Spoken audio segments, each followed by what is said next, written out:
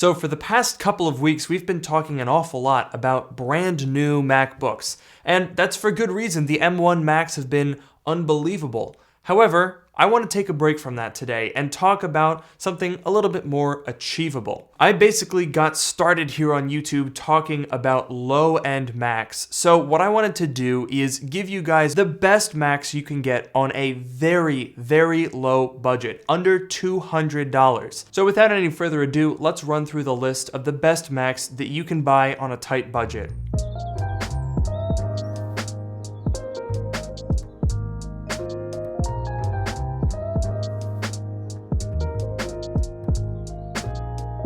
So when I picked out the Macs for today's video, I set up a couple of criteria.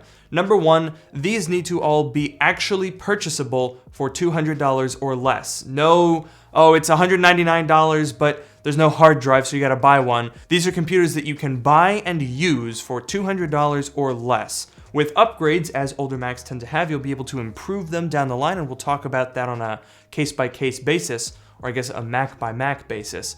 But the second criteria is that they need to be able to run modern versions of macOS. So you can very easily find a 2006 MacBook Pro, but that's not really going to do you much good because it's very old, it's very slow, and it doesn't run modern versions of macOS. And then the third criteria is reliability. I don't want to recommend a computer to you that's going to break all the time and has a lot of known issues. Coming in at number 4 on the list, we have the 13-inch mid-2010 MacBook Pro. These computers are all over the place, and as a result of that, if you do come across any issues, the parts are widely available and very inexpensive. If you were to shatter the screen on one of these, it's $50 to replace it. So these are very simple machines that will get the job done and can be had at relatively affordable prices. Now, for under $200, which is easily achievable, you're probably going to find these computers with 4 gigabytes of RAM and a 250 gigabyte mechanical hard drive.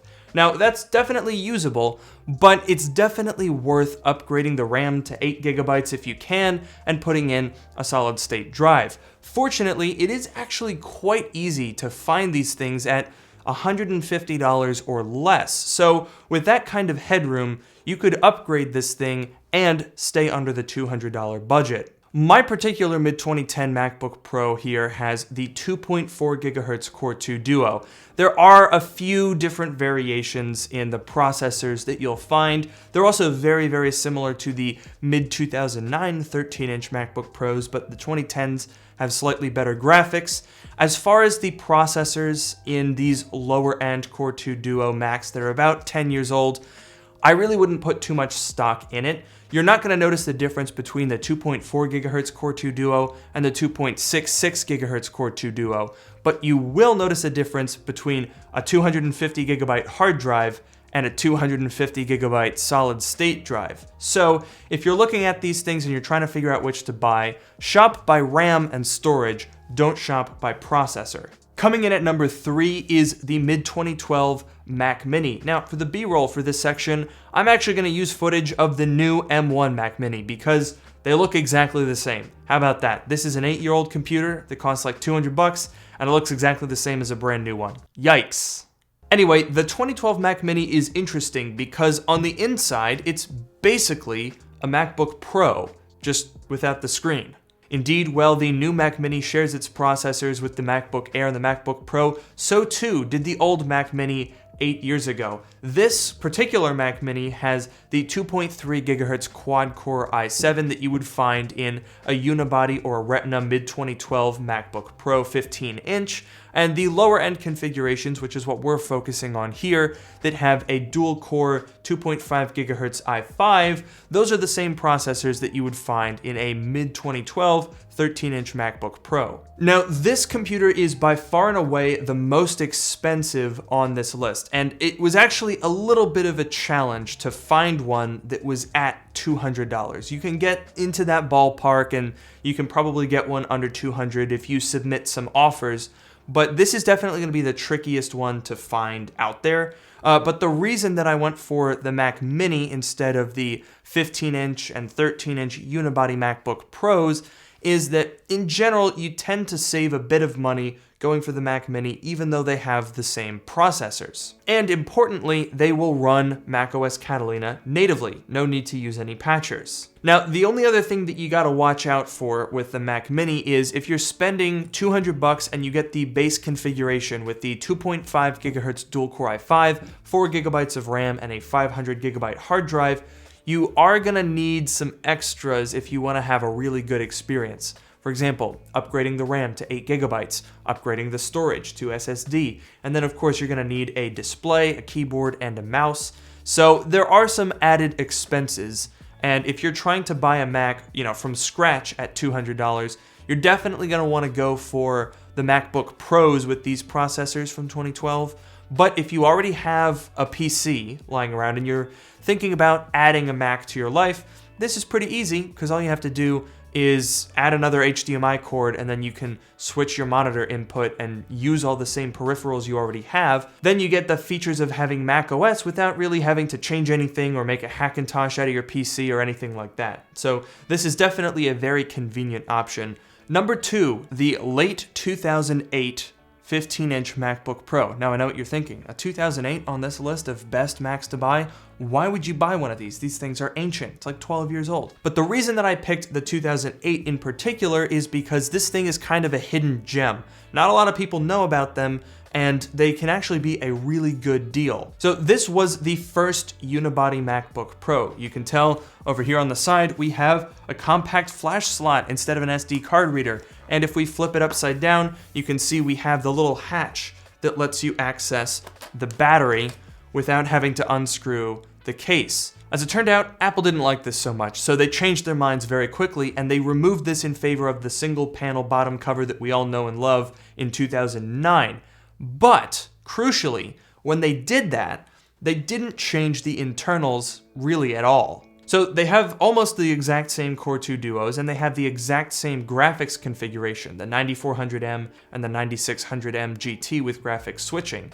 However, they cost noticeably less than the 2009 variants that are going to perform almost exactly the same. And so as a result of that, you can find these for basically $100, which is an outstanding deal because at $100, you've got tons of room to add SSDs and RAM and really upgrade these things nicely, whereas you might not be able to do that as easily on a 2009 model that might be $20 or $30 more expensive. Now, there's nothing wrong with the 2009 model, so if you find them, that's definitely worth exploring if you get a good deal, but for $100, this is a really, really outstanding value. You can see mine is running macOS Catalina. It works perfectly well with the patcher.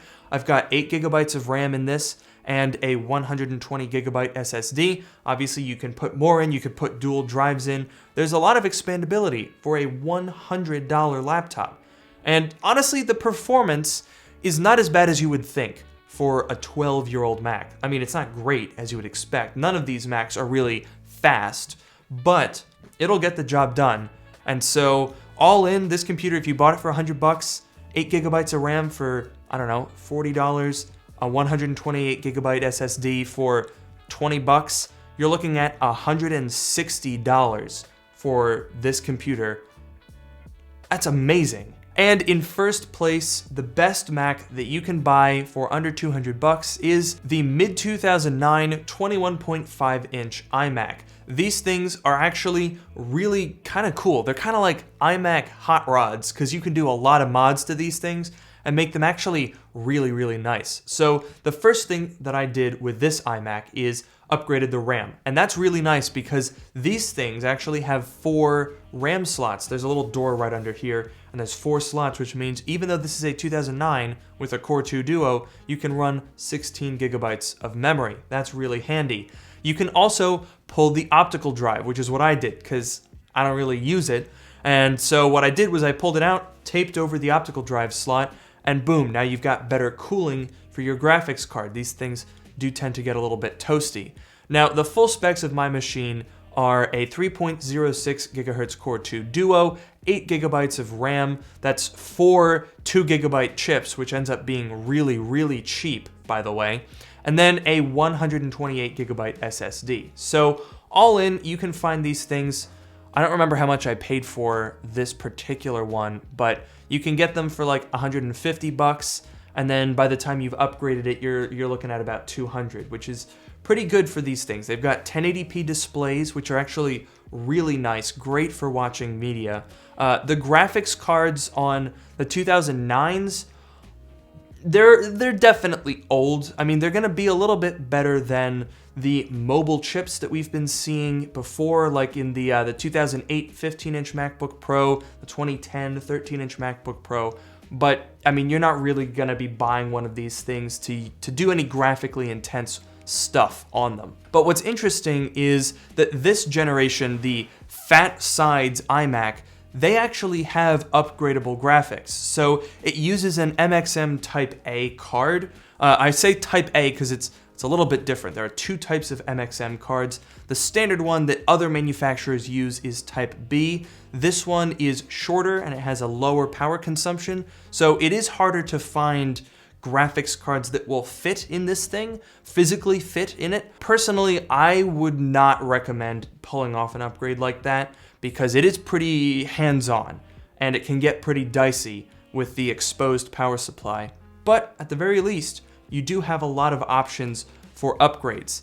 Now, this particular model being a mid-2009, it's not exactly the most powerful, but if you are willing to put in a little bit of risk here, you can go for the 2011 version of these that have quad-core processors, Core i5s, and I think they'll support up to a Core i7 2700S. So if you do get one of those, you can actually run NVIDIA GTX 7 series graphics, quad-core processors, 32 gigabytes of RAM. They can get pretty decent. But the reason why I'm recommending this instead is because, well, quite frankly, our budget is $200, and the whole point of this is to get a computer that will work for less than $200. So before you even start modifying these things, you can buy them at or below $200. The 2011 iMacs, if you can find one for $200, it'll probably have the stock graphics card, and they have a known failure, just like the 2011 15-inch MacBook Pros.